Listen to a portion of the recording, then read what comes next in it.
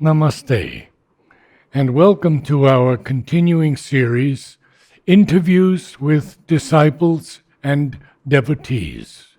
Today we are honored to have Shivkumar with us, and this is our first interview. Yes. Namaste. Namaste, Narad. So, please tell me how you first heard of Sri Aurobindo and Mother. Okay. So I was in the third year of my engineering. I was doing mechanical engineering. So that was the time I had an urge from within me that I have to discover something in this life, and it is there out somewhere. I was even perhaps able to touch it, but not able to quite identify what it is. So I was quite restless. And then I happened to attend a person who gives discourses on the Bhagavad Gita. So there he was going on quite eloquently that how this scripture, Bhagavad Gita, has answers to the life's deepest issues. So I was quite taken up by it because I had the question that can it answer my questions, the question that I carry within myself. And I started attending his classes. But somewhere down the line, as I went further with my search, I met several Swamijis, people from the Indian traditional spirituality Throughout India? throughout India, but much more within Kerala. So I reached out to them and then asked them the question. So I feel that perhaps Gita has some answers to me. It talks about the divine and it says that it is there within us too. So, how do I discover the divine? How do I get in touch with it? Almost unanimously, they said that if you want to go for the divine, you will have to leave everything else. And I asked them, what does it mean when you say I have to leave everything? Well, he said, you renounce everything if you want to embrace God. Somewhere I was feeling very uncomfortable because there were quite a lot of things which I had already fallen in love with in this world. My family was there, and I was very much into technology. I respond to technology very well. So whenever I come across something which is of a good quality, especially from the technology background, I respond to it. So one of the reasons I chose engineering was because I can discover excellence through engineering. So that was too good for me to leave out of my quest. And I had this question that what has God against technology and loving other people from my family? I'm sure if such a God were there who is against technology and some of the most beautiful things in the world, somewhere it was not feeling okay. The eternal questions. The eternal questions. Then I started probing them much deeper. I had hours and hours of conversation that why that God expects us to give up everything, because I feel that somewhere it's not okay. And the final answer I got was, we can't convince you, but you leave everything, come to us, engage in a sadhana, and then you will discover by yourself that God is like that. And who were these But yogis? well, they were from very well established spiritual organizations, so I shouldn't name them. But That's so fine. then I decided to dive into the scriptures myself to see whether what they say corresponds with what is given in the scriptures. So once I started reading Upanishads and the Gita, I started learning Sanskrit so that I can read these books myself. And I put a full stop to all my other pursuits. So I even took a break from everything so that I can go deep into the scriptures. And somewhere I felt that this pursuit, if it has to give me answers, it has to be exclusive. Then only I'm likely to get the answers. So when I did that, that was the time when I was in Kerala. I was walking across a bookstore.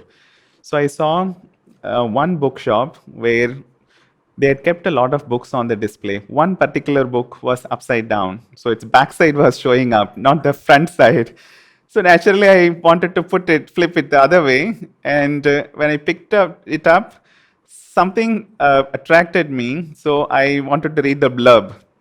And there was a quotation there where it said that in order to reach God, you don't have to leave the earth. And in fact, the God has to be brought down into the earth so that the earth itself has to become heaven. and this is why the earth was created. And it struck me so much that I saw who was the person who has written this, and the name was Sri Aurobindo. Now, my background was that I, being an engineer, I was not much in picking up a language English. I grew up in Tamil medium school, so I grew up speaking Tamil. So English was an alien language to me, completely alien. So that was a time when even if I have to articulate one single sentence in English, I will have to first think about it in Tamil and then I have to go for word to word translation. That was how poor I was in English. And then I wanted to know what this person, Sri Aurobindo, has said more about it because it went deep into me. And this is the answer that I was looking for. So I went up to the internet and I saw what are the other books this person has written because I wanted to read it in spite of my lack of knowledge in English language. So the first thing that came up was there's a book called A Life Divine. And this is his magnum opus. This is one of his main books. I went straight to bookshop after bookshop asking for this book. None of them had this book. Then one particular shop that I went, the person said he doesn't have a book. I turned to go away from it, and then he gave a shout from inside, just wait, wait, wait for a second. So he went to a place where he had kept a book which is very old. So he took it out, and that was the book Life Divine. And he brought it. It was already quite dusty in its nature. And he gave it to me. And one look at that book, and I was very much intimidated because I have not read any English book which has got more than 100 pages at that time. Even those 100 pages with much difficulty. But I said, I must read what this person has said. So I asked for a dictionary. So they gave a pocket Oxford dictionary. So I took it. I went home and then I started reading line by line. And every sentence has at least 10 words which were completely new to me. So I started underlining them. I will write down the dictionary meaning from it. And I will go through 2-3 pages. That's all I could do. And then I will close the dictionary. And then I will read once again these sentences by taking the meaning which I have taken from the dictionary. And then the next day, I would read it a third time without looking at the meaning, so that only the words were the ones which I went through. And they made a lot of sense to me. It was as if I felt that I'm not going through the words were going through me. And the content of the words were entering into me. I could actually feel the interaction that is happening between me, and these were living words. And then once I started reading, I started going through it page after page after page, in spite of being an English illiterate. And it was only much later I came to know that even a great scholar as Dr. Radhakrishnan has said that the English of Life Divine is too difficult. So I was quite ignorant of any reviews which said the English is very difficult. So I went through it, and once I went through it, that was it. Now this is what I was looking for. What year was this? So this was the What year years? 1989. This was the third year of my engineering college. 89. Yes. So at that time, I was a very good student. In the first year of my engineering college, I had record marks in Kerala. And second year, I started the quest.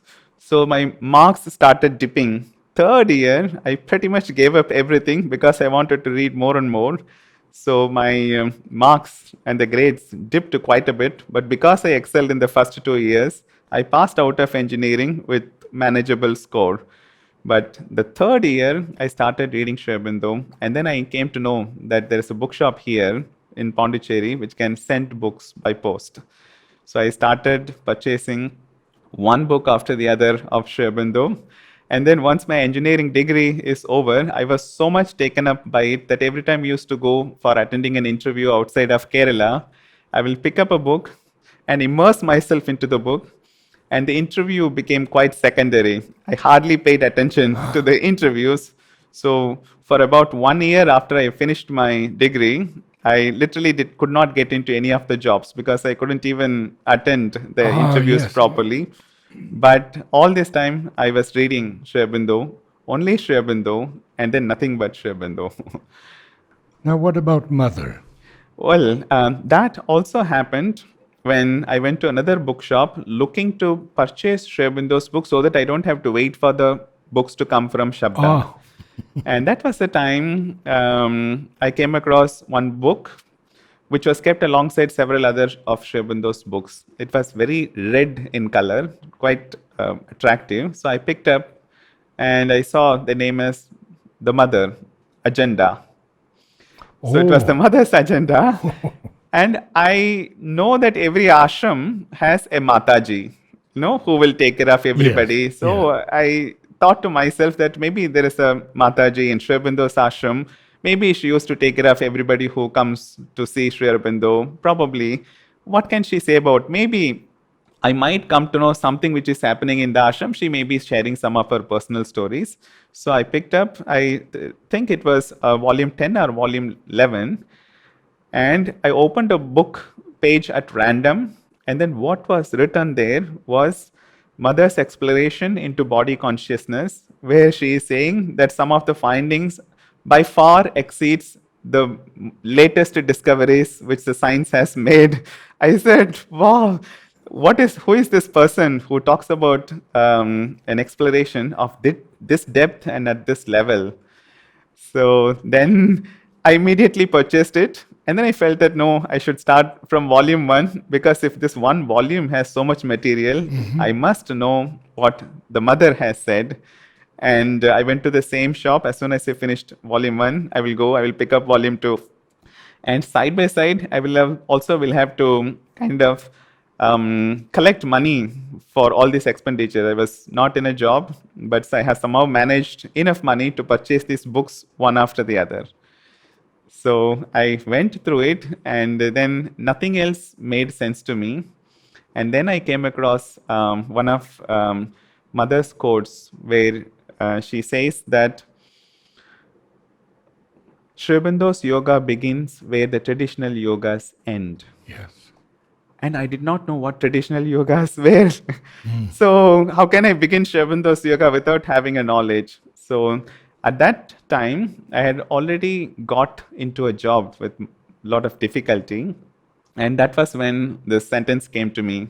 So I dropped everything, and without informing anybody, I went into an ashram in Coimbatore, and I joined the ashram, and I told the person that I really want to go deep into Indian spirituality, and that is my seeking and search. So they permitted me to stay there.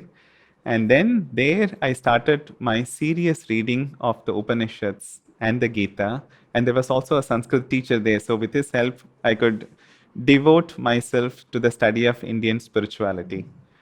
So I was there almost for 2.5 years, completely disconnected from anything that I know, because I wanted to realize in myself what Sri Aurobindo said. Unless and until you know what is there in the traditional yoga, well, how can you even fruitfully begin this yoga, which is actually a synthesis and going one step further?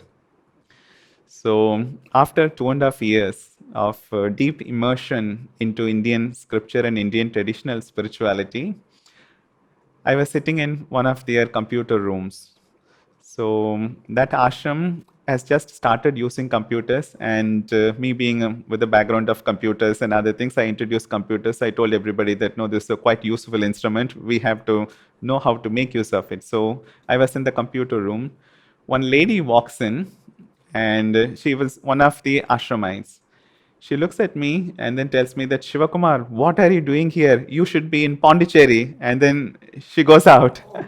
Now, until that time of my 2.5 years, I had kept secret my association with Sri Aurobindo, because Sri Aurobindo has been looked upon as a rebel even in the traditional spiritual circles, because he directly talks something which is apparently contradictory to what they hold.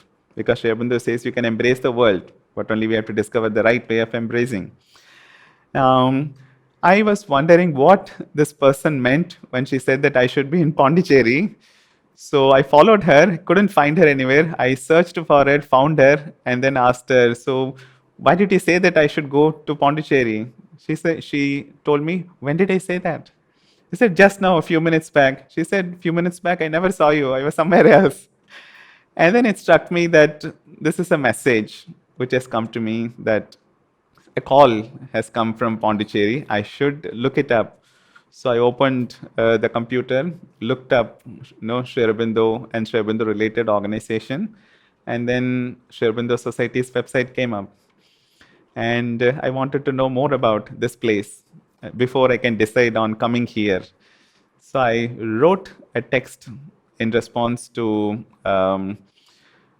page in the website which says that you are free to interact with us. So the very next day, a response came, and I wrote back that I feel like coming there, but I don't know the place, but I feel a very strong call. And then the next day, another reply came to me that please come, you should explore this. And under it was signed Vijay. Oh. Oh. So, interestingly, the first message that came to me is an automated reply. I thought somebody has taken interest in me, and that's why I poured out my heart, and then I got a reply. The second reply, which came from Vijay, is from our Vijay Bhai here, where he said, please come, we'll explore. So then still there was the feeling that where does traditional spirituality take me to? I've not perhaps experienced the culmination of this traditional spirituality. So I got quite restless. Should I come to Pondicherry or should I complete my sadhana here? Now we are in 1991 So to we are now in 1998. 8. Oh, And okay. 1998 to 2001. So I had already spent 5 years after my engineering in the pursuit of spirituality, all by my own, and reading book after book in English in a language which is completely alien to me.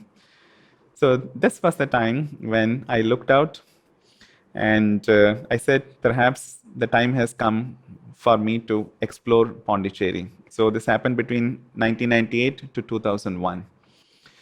And the year was 2001, and I was completely divided to go to Pondicherry or to complete my sadhana in the traditional ashram setup.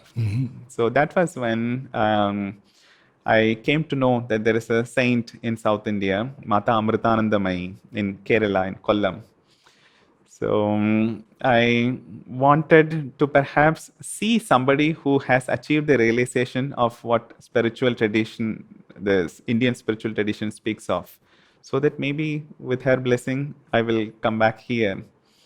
So I went there, and then I had a very profoundly moving experience, which kind of put a full stop to my direct exposure to Indian traditional spirituality.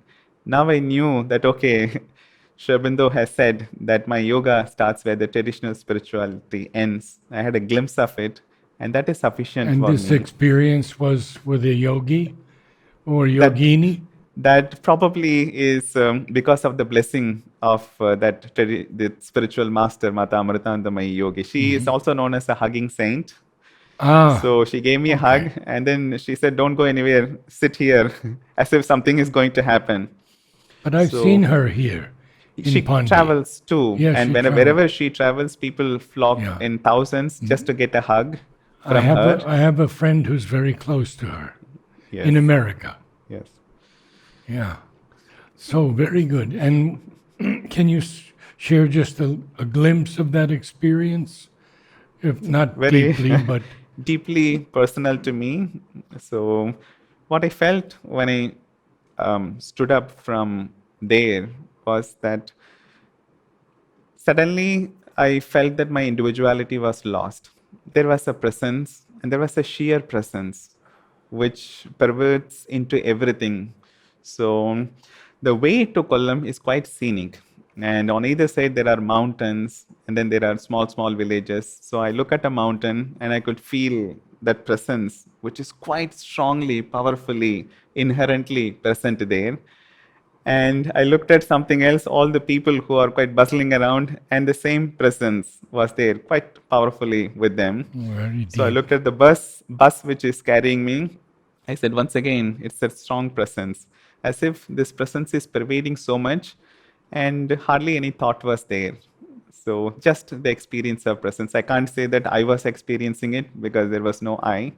And it was so powerful. It stayed on with me for a few days. And until I gradually came back to my normal, usual senses. And then somewhere I felt that now I'm ready to take up Sri Aurobindo's integral yoga. So did you come to So, Pondicherry then? and then, yes, and then I wrote to Vijaybai that I'm coming to And Pondicherry. he asked you to come, he And said. he said, please come. So I came here, and then I had a conversation with him that I feel like I have to be here because whatever I had to do outside is done with. Now I have to take up this yoga of Sri Aurobindo. Then he explained about there is an ashram, there is Sri Aurobindo Society, and then there is an Orville. Because when I came here, all these three were all the same for me coming from outside. Yeah. And I did not have contact with a single person in the ashram until that time. And I never even tried to contact them because I was so much into doing my own things. So then the moment he said there is a Sri Aurobindo Society and this is what is special about ashram and this is what is Sri Aurobindo Society, which is also founded by the mother, and then there is Auroville, and which has an international community. And this is the work done by these three organizations. I said, tell me more about Sri Aurobindo Society. And then he said, I said, this is where I should be. So this is where my call is. And then I told him that I would like to stay here and then be part of this. And for me, it's all Sri Aurobindo's and the mothers. So is it okay? That was the first time he was meeting me. So he said, well, we don't know whether you will be fitting into the community which is already there. And you will have to give us 6 months to see whether you fit into the community, because he said, as an aside, that there are quite a lot of people who can be very disruptive to the community, and one has to be careful about that. So 6 months we will observe, and after that, and if there is not of much problem because of your coming, well, you can stay for longer time. And then he said something very beautifully also. You also see for the next 6 months whether this is the place where you wanted to be. It's your decision too. And if you feel that this is not your place, and then you should ask yourself where is the place that you are meant to be. And so after that conversation, well, 6 months passed by. Both of us didn't even feel like taking it up and discussing it because both of us knew that, okay, this is where I am meant to be. So there, my further spiritual journey continued. So I looked up what is the type of work that I can take up. For me, well, whatever mother's work is there, it is quite okay with me. So as I joined the Sri Aurobindo Society, one person who was organizing the youth camps and education camps, suddenly he felt like changing track, taking up something totally new. And by that time, I remember Sri Aurobindo Society has already announced for a camp. And the person who is the main organizer wanted to change tracks. So Vijaybai said, I need one person. Why don't you look into it? So I said, fine, I will take it up. So that was a youth camp. And so I organized it. And I said, this is mother's work. So I poured my heart out in the conducting of the youth camp. And after the youth camp got over in the month of January, that was in January 2002. And after a few months, the month of May came. And then Vijaybai called me and said, there is one more camp which we conduct annually. It's called the education camp. And why don't you take that up also? So I said, fine, mother's work, I should do it. And then I jumped into it. And that was the second camp which organized. And it's only now when I look back, it was as if mother was keeping all the setup ready so that I come and then she says, this is where you have to join. And I join Sri Aurobindo Society, and then she says, this is the work that you have to start. And what was the experience of the youth camp for you? This is very similar to what I expressed during the premiere of that movie. There are a lot of youth out there who carry within themselves a deep search. and they don't know where to turn to. They don't know whom to ask because the questions are very, very relevant to them. And the modern youth has much more experience of the life, even though however superficial it may be. So what normally we would have gone through in 50 years, they had gone through it in 25 years. So they have had several relationships and several breakups too. Right. They have already started several choices for their careers. They have seen the money also and its impact, what it can give, what it cannot give. Yes. And their communication also is quite different because the modern youth wants everything to be personal, relevant to them, and then only they are going to look into it. And immediate. And immediate. You can't talk about a philosophy and then take your own time to reach there. He said, start with wherever I am, start from where I am, what I am, and then lead me. That was the question with which they. And in the first 2 years of my youth camp, I have seen some of the youth who come there. We don't immediately introduce Sri Aurobindo, the mother, to them. So there is a hall, there are two big photographs. All that we talk about is self-development. There is something beautiful inside you. Let's discover it, and let us discover the process through which we discover it, which is much more important too. And then by 5th or 6th day of the camp, I can easily find some of them sitting next to Sri Aurobindo's photograph, mother's photograph, and tears in their eyes. And they come and ask me, who is this person? And then we have to tell all that we have been sharing has come from them. And then they get interested because for them, person always comes second. And they are very cautious about idolizing a person. They want to humanize them. Yes. So, what age group? So this is the age from 18 to 28. This is the youth group that I have been dealing with. And I've seen remarkable transformation. Just one incidence which happened, which will tell you how ready the youth is. Yeah. So this happened 3 years back in the youth camp. So one youngster came from a very traditional background of Indian spirituality. So he has read Upanishads and Gita and all in a traditional way. Somebody told him there is something new in Sri Aurobindo's yoga and there is a youth camp here. So he just came here with no idea of Sri Aurobindo Adi Mother. So we started taking sessions and then we tell everybody that there is one place you shouldn't miss, and that is the Samadhi. So tell them, whenever you get a little time, just go there and sit. You don't have to worry about having to meditate in a structured way. Just be there as if a sponge put into water with the idea that you receive whatever happens there and then quietly come out. So this is all that as an instruction we give to them. So this boy goes and then sits there. He knows how to meditate. He's been into traditional meditation. So going inside, silencing the mind, all that is there. So he happened to come the next day and then he narrated what happened to him in the Samadhi. So he was sitting right in front of the Samadhi and with eyes closed. After some time, he heard the voice which told him, get up and go away from here. So he was a little bit of a dilemma because, well, Shivada told me that I have to spend, and then somebody is telling, get up and go away. And then he looked deeper into it. He did not know what to do, whether to get up and go out of there or to see what happens next. And then all this is happening with his eyes closed. He saw one elderly gentleman getting up from the Samadhi, and he has a nice beard, and then the dhoti also there, slowly walking next to him. And then he settles down right next to him. And the moment he settles down next to him, the voice disappears. And then he gets the most blissful meditation of his life. He doesn't know even how much time has passed. And after the meditation is over, he gets up, he walks out. And then the next day, he tells me that this is what has happened. So I just point out to Sri Aurobindo's photograph. He knew it was Sri Aurobindo. He didn't know. He didn't know. That's what, yeah. So I point out the photograph to him and he said, yes, this very remarkable resemblance to this person. But he said it was a little blacker beard, probably the Sri Aurobindo's appearance of an earlier time. But he said it's quite remarkable. This is the person who walked up to me.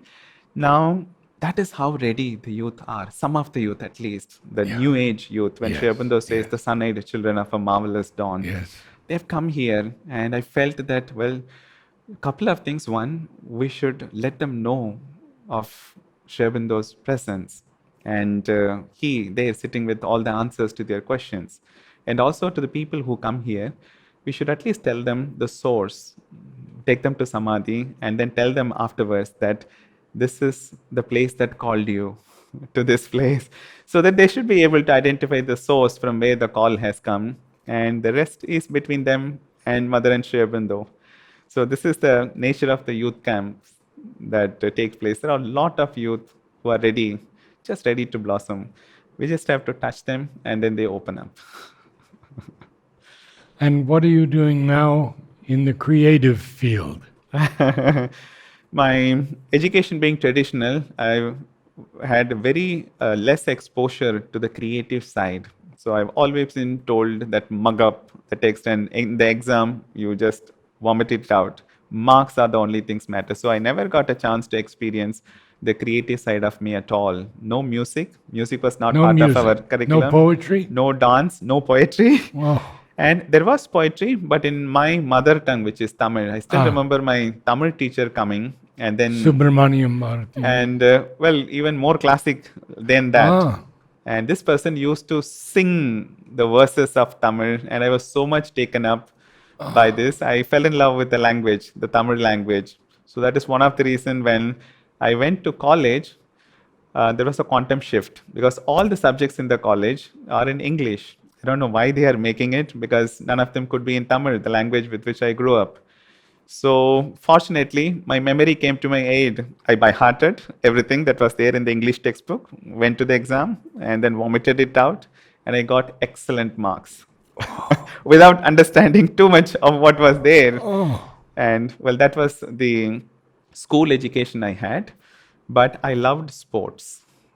Oh. And the moment the evening class gets over in the school, I will run to the sports ground. And then I was very much into cricket.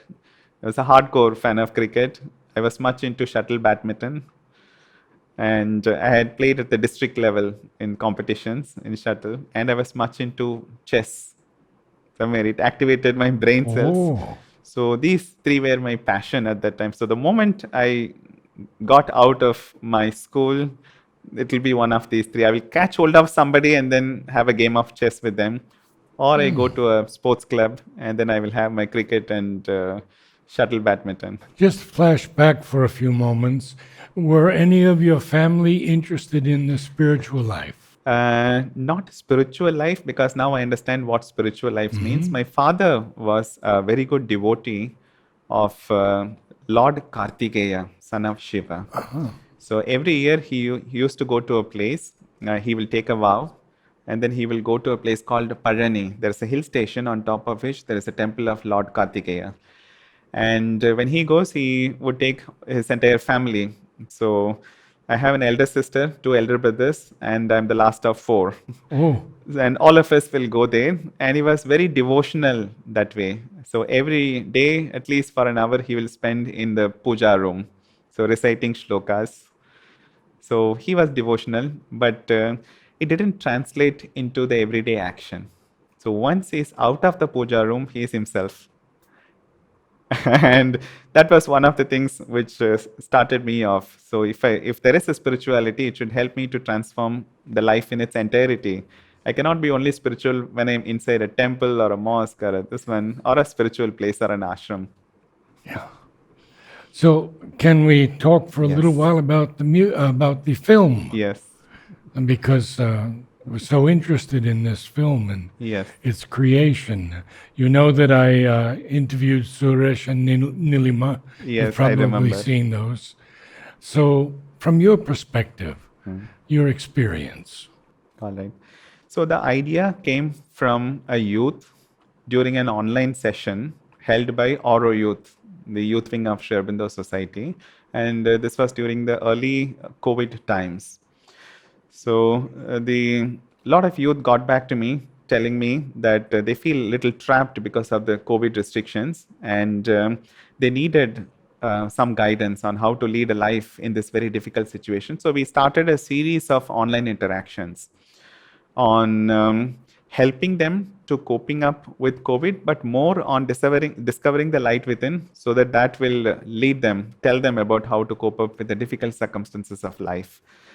So during that time, one of our main coordinators, who is also a youth, and he happened to mention that he is really wanting to know more of Sherbendo's life, and he gave it out as an expression. He said, "I wish there was a film on Sherbendo made."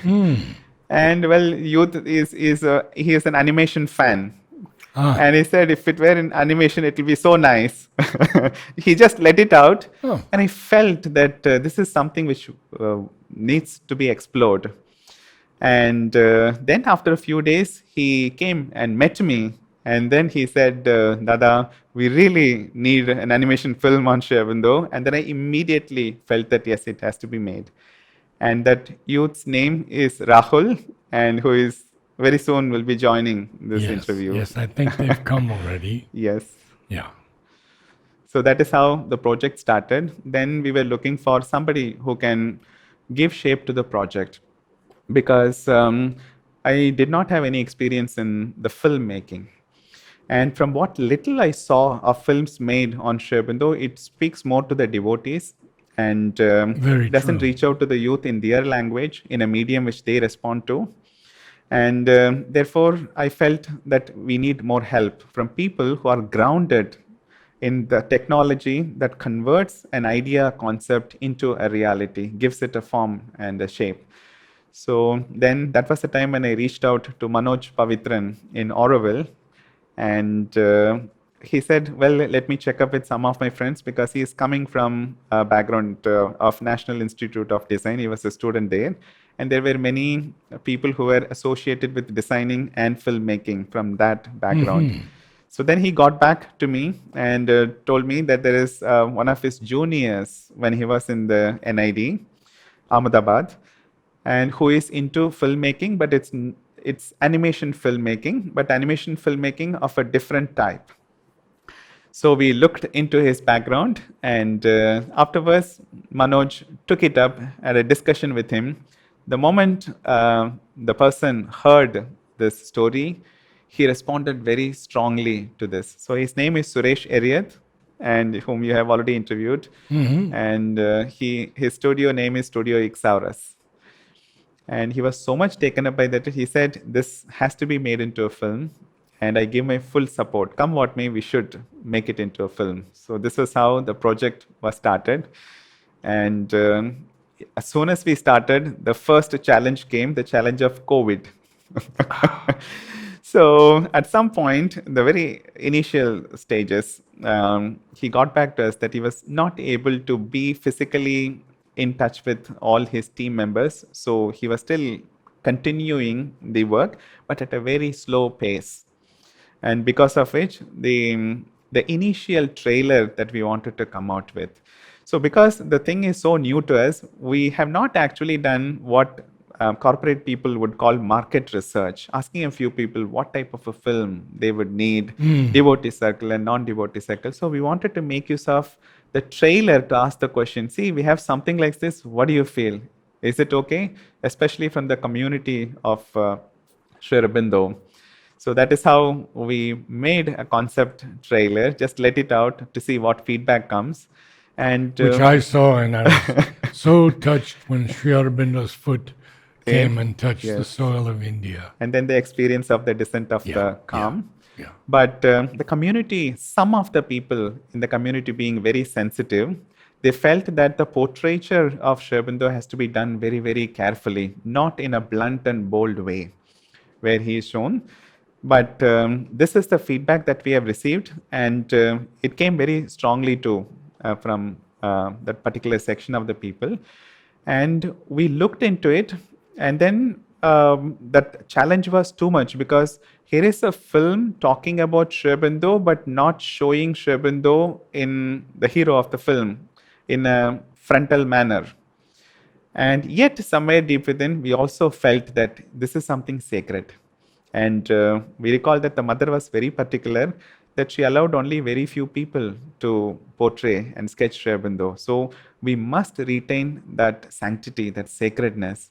and we can't put up Sri Aurobindo just like that. So we told the director that you cannot show this like that, but can you show him in a way, in a very fleeting mystical way, where he is not seen and yet his presence was felt quite strongly and powerfully? Can you do that? He said, no, let us close the project. It's an impossibility you are asking. And we did not know what to do, but we felt it because the sacredness has to be maintained. Then we went back to one artist in our own community, and then we asked him, this is the challenge we are facing. Has not Mother allowed even a few people to sketch Sri Aurobindo? What was the instruction that she gave? He said, well, we have to feel the presence. And then he took out paper and then he said, Sri Aurobindo can be made to feel. People can feel it without even showing him fully. And then he made a few quick rough sketches. And he showed it to us. Can't you feel Sri Aurobindo's presence? Yes, we could. He said it could be done very easily. And then you tell the director and other people that it can be done, it should be done. So we reached out to him and said it has to be done. Something in him responded. Even though it is an impossible task, considering the market outside, a normal director would not have ventured, but he felt that this has to be made and we have to attempt the impossible. So he said yes. And then in the film, what you see will be Sri Aurobindo coming from a long distance and with a side portraiture, fleetingly coming, and yet you could feel his presence throughout the film. It is only about Sri Aurobindo. So that was the first big challenge that we have to encounter. Another very interesting thing, just before we encountered that challenge, because the challenge was too much, we were all in despair that can we go ahead with the film where we shouldn't show Sri Aurobindo. So this happened to be the 61st birthday of Sri Aurobindo Society, 19th September 2021. So this was the time.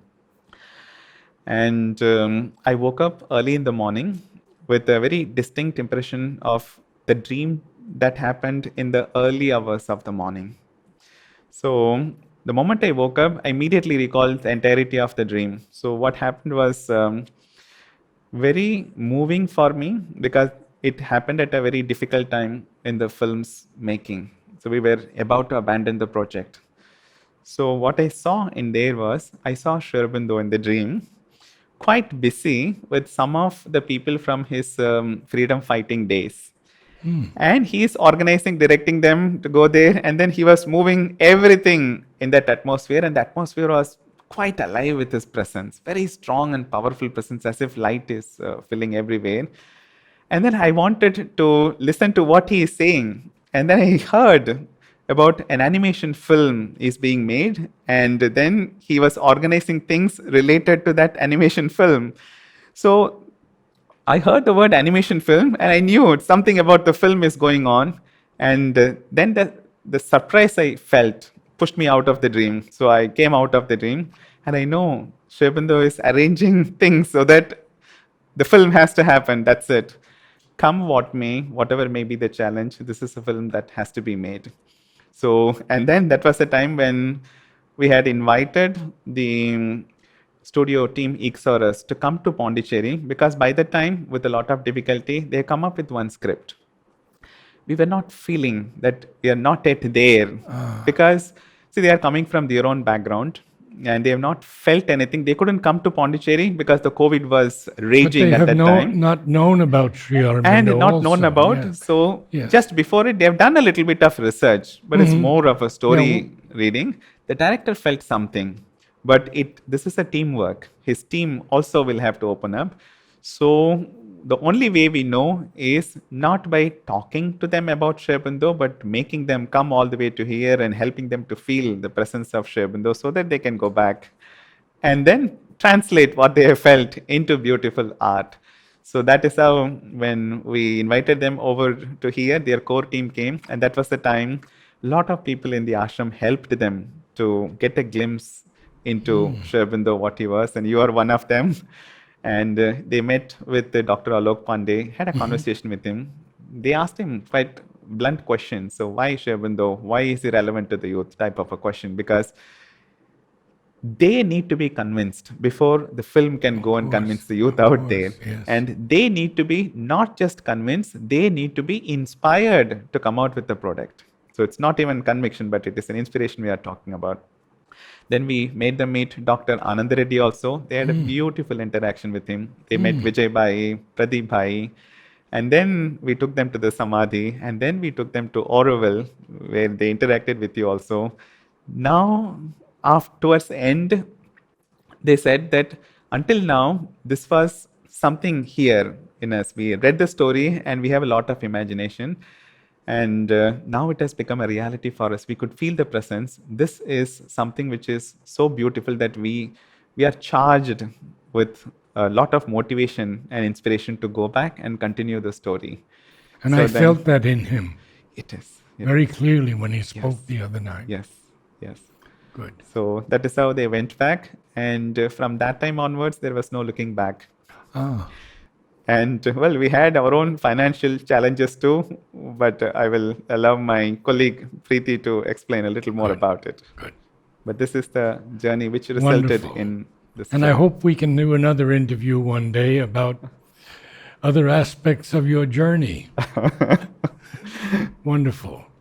Namaste. Thank you.